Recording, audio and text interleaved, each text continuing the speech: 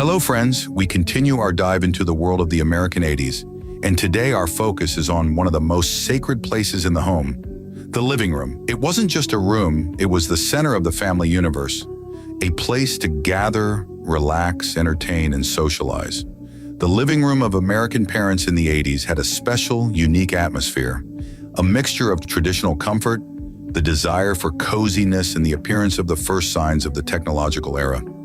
Every object here was not just a thing, it was a witness to family dinners, sometimes eaten right in front of the TV, the evening news, children's games on the carpet, receptions, celebrations, and quiet moments after a long day. Furniture, decor, and hardware all reflected the tastes, values, and characteristics of everyday life at the time, creating a unique sense of domestic warmth, security, and stability. It was a space where the past, in the form of inherited furniture or dishes, met the present, the latest VCR, and a slight anticipation of the future, the first video game console. Let's walk through this room, stopping at each iconic element and remember everything it represented then and the feelings it evokes today. Huge wooden console TV. In the 80s, a TV didn't hang on the wall like a painting. It was a real piece of furniture, a bulky, heavy console that occupied a place of honor in the living room. The case was made of wood or high-quality imitation, often of dark shades, walnut, mahogany, or oak with decorative carved elements or moldings, so that it harmonized with the rest of the furniture. This television was more than just a device. It was a status statement, a symbol of wealth and the centerpiece of the room. The heavy glass panel in front of the kinescope reflected the light and the faces of those watching. The screen itself was relatively small by modern standards, often with rounded corners, and the picture was slightly blurred, especially around the edges, with colors that were not always bright and accurate. Viewing required a certain position relative to the screen to avoid glare.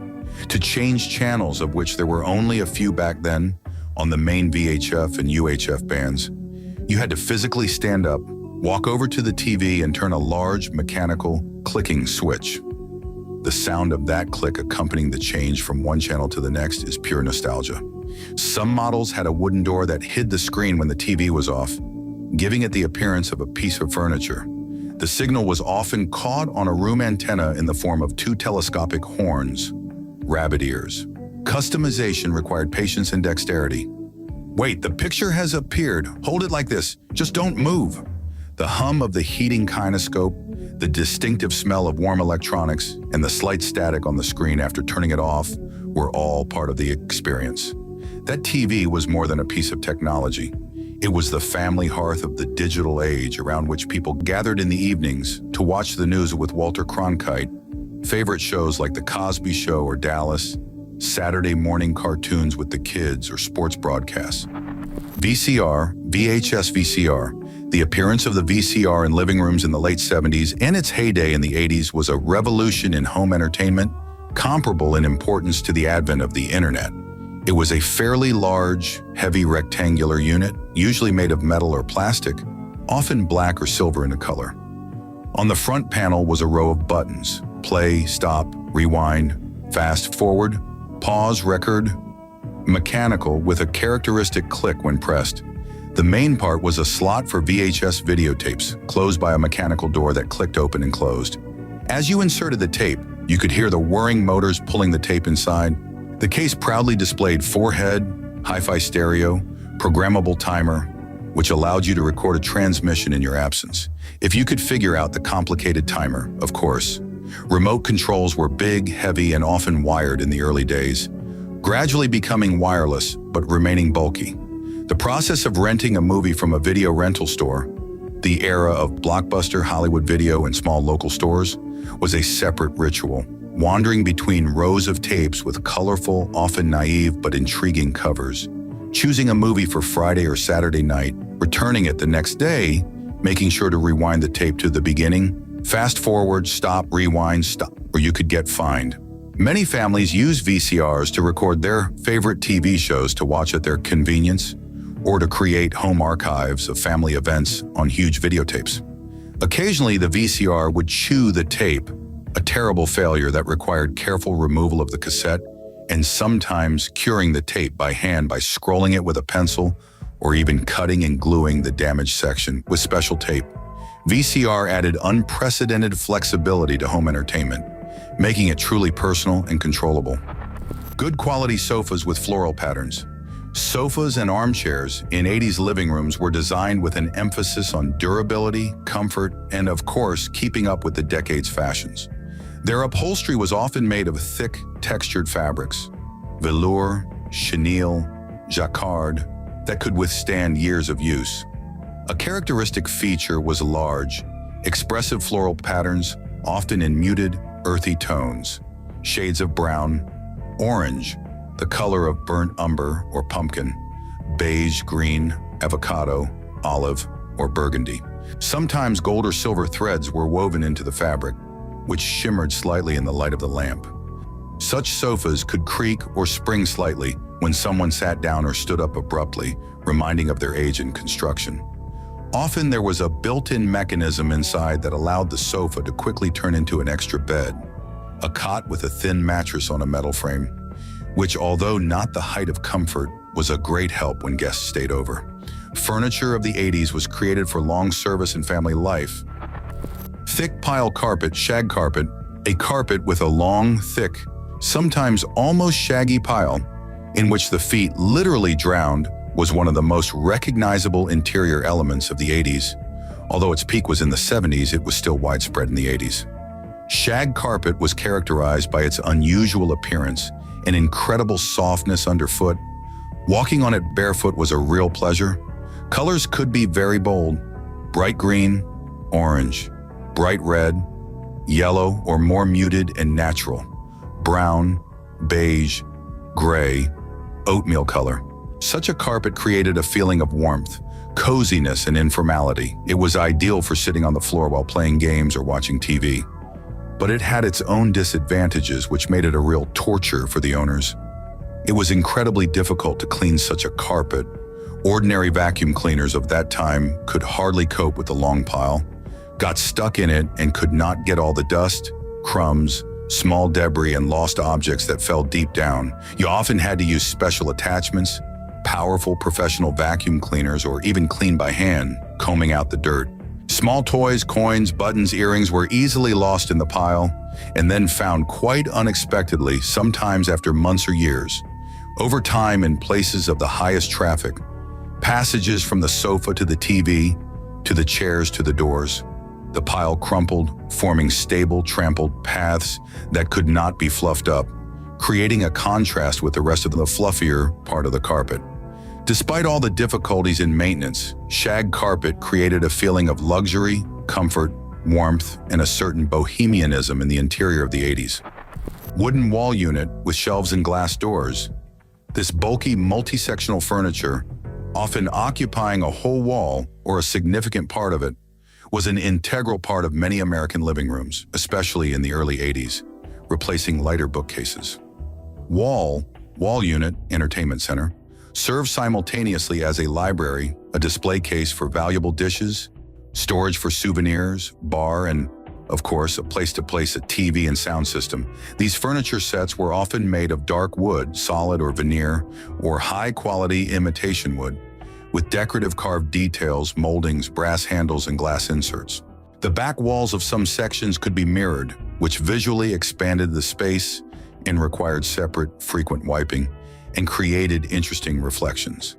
Behind the glass doors, often with decorative wooden lattice, were displayed ceremonial sets of tableware, porcelain plates, crystal or glass flutes, glasses which were taken out only on special occasions, inherited from grandmother, or received as a wedding gift. Open shelves were filled with books, often heavy, multi-volume encyclopedias in leather or hardcovers, collections of classical works, fiction.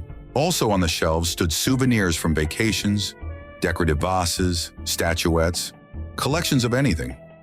The central section was often intended for a TV set, the same console giant or a newer model, and under it there were shelves for a VCR, stereo system, vinyl player, cassette deck, receiver, and cassettes with music and movies. Sometimes small halogen lamps were built into the upper sections or above the shelves for additional illumination of especially valuable exhibits or just to set the mood.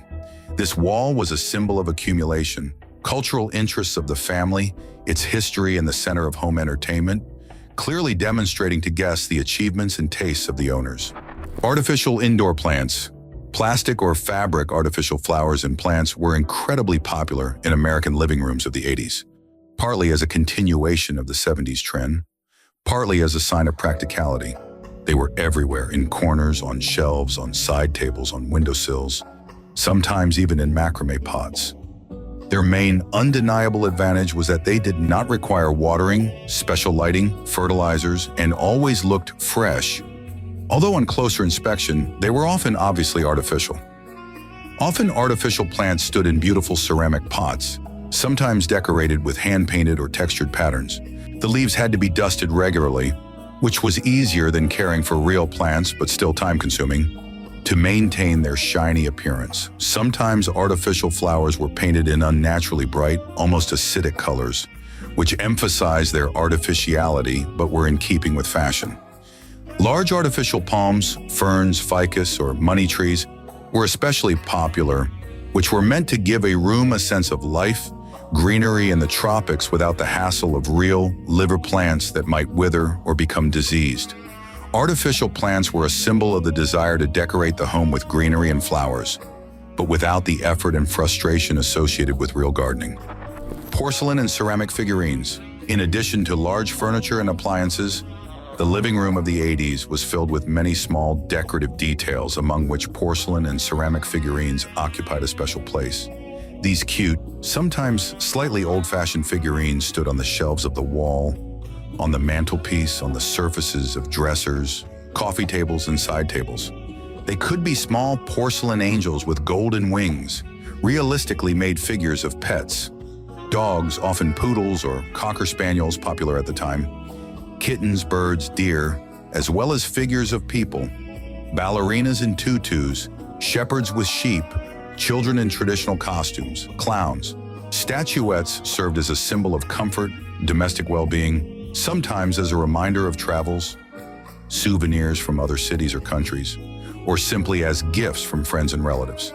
Some families collected whole series of miniature animals or figurines on a particular theme. These figurines were often inherited from grandparents, carrying sentimental value and family history with them. When cleaning, they had to be picked up very carefully, wiping dust off every curve and protrusion for fear of dropping or breaking them. An accidentally broken figurine, especially if it was part of a collection or had a special meaning, for example, a wedding gift, could be a real little tragedy for the whole family, causing regret and recriminations. They added a sense of familiarity and individuality to the interior, showing the tastes of the owners and their attachment to tradition. Home table clocks. In a world without ubiquitous electronic displays and cell phones telling the time, the table clock in the living room was an important and prominent element. It could be a solid clock cased in wood, often solid or dark wood veneer, or with gilded brass or bronze hardware that adorned dressers, sideboards, mantelpiece, or wall shelves. Mechanical clocks, especially old ones, may have required regular winding with a special key, which was part of the household ritual.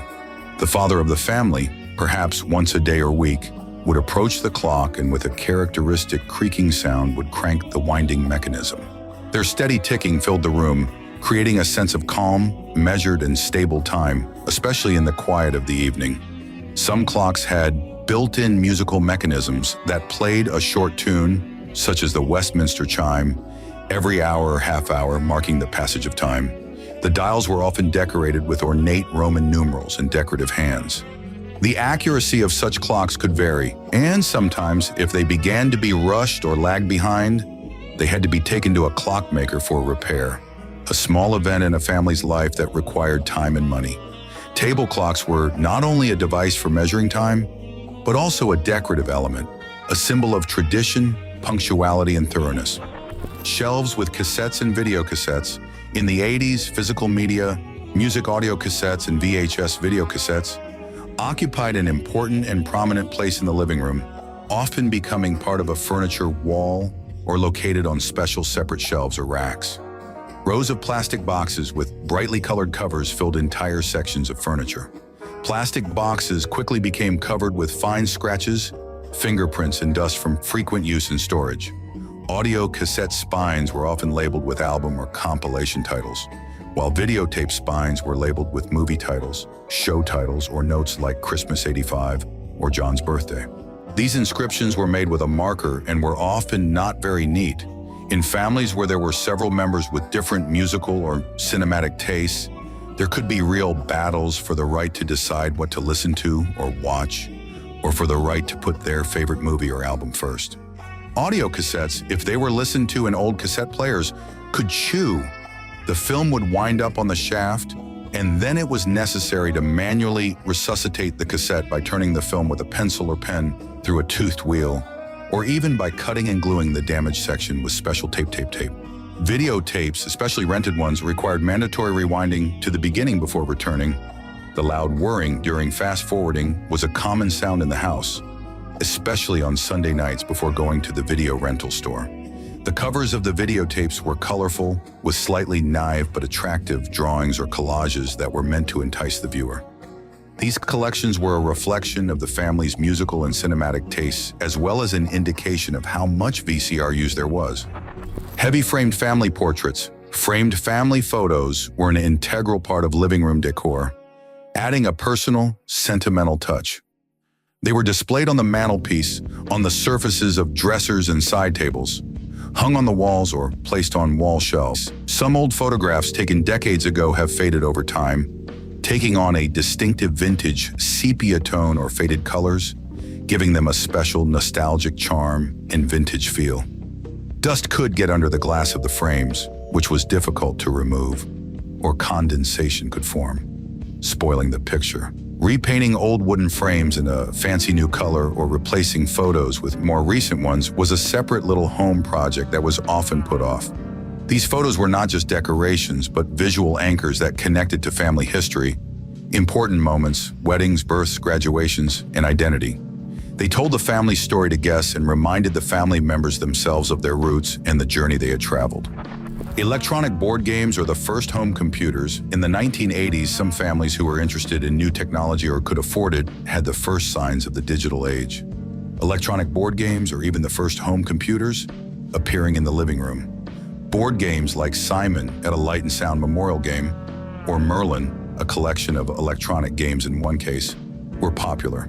But the real pride was in having game consoles, Atari 2600, Intellivision, ColecoVision, and later the Nintendo Entertainment System, NES, or home computers, Commodore 64, Atari 800, Apple IIe. These devices were connected to the television set, the very same console giant, via special adapters, often requiring channel switching from normal broadcasting to a game or computer signal, channel 3 or 4. Games were simple, with blocky, pixelated graphics and distinctive bleeps and boops as sound effects, but incredibly fun for the whole family.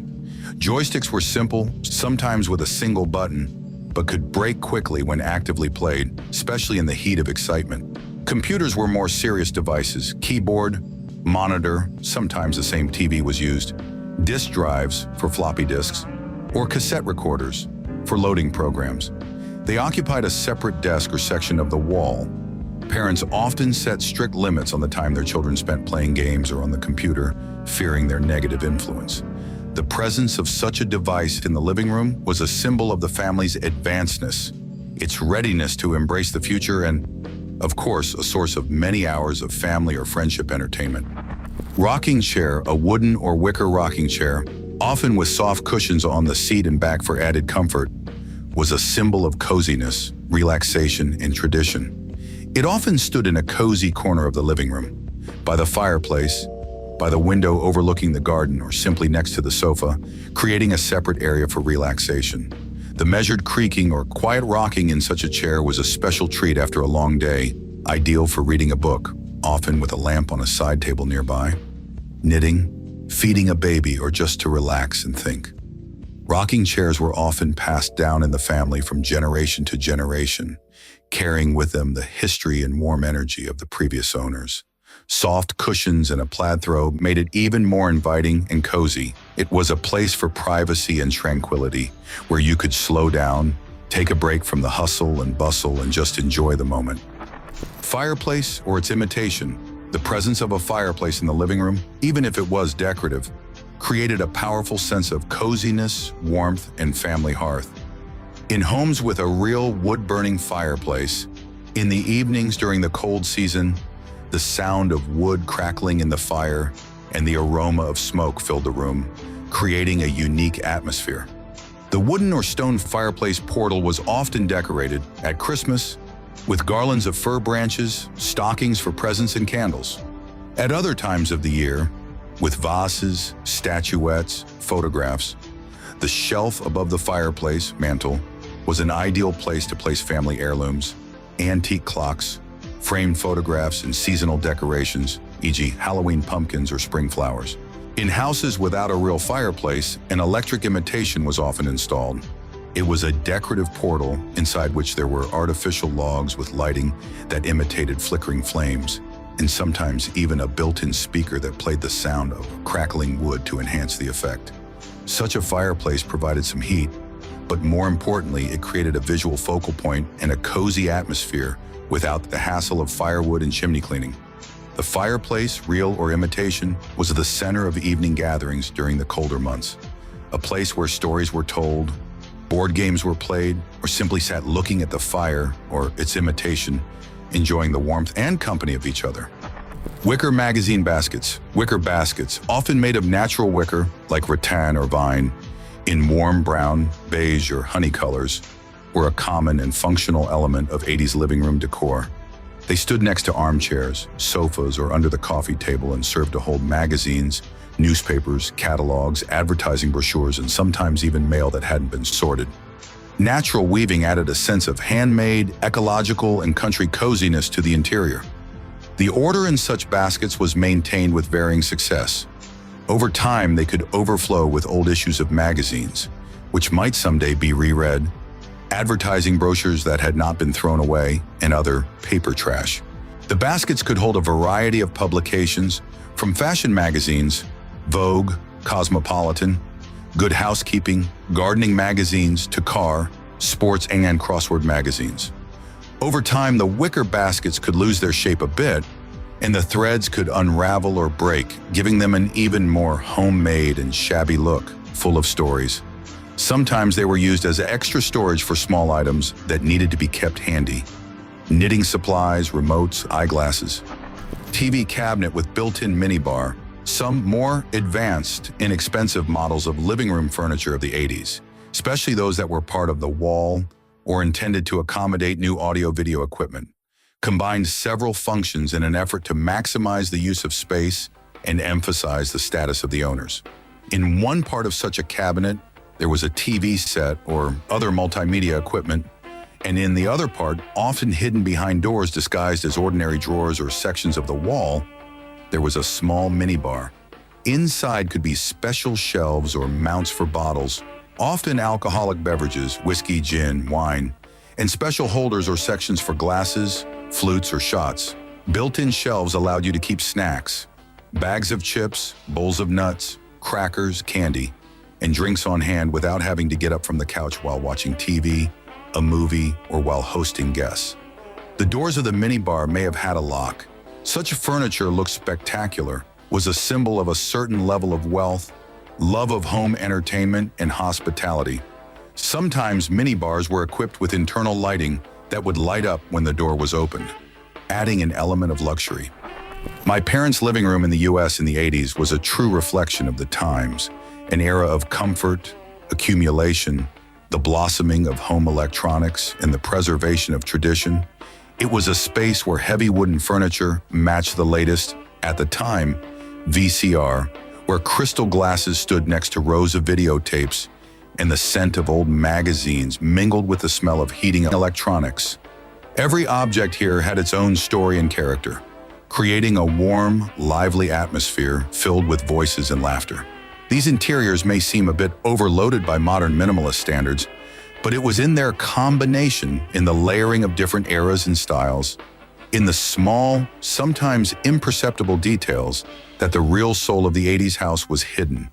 Things from that era still bring a smile to the face, a flood of memories of a time when family evenings were the most important event of the day, and the living room was the center of the world.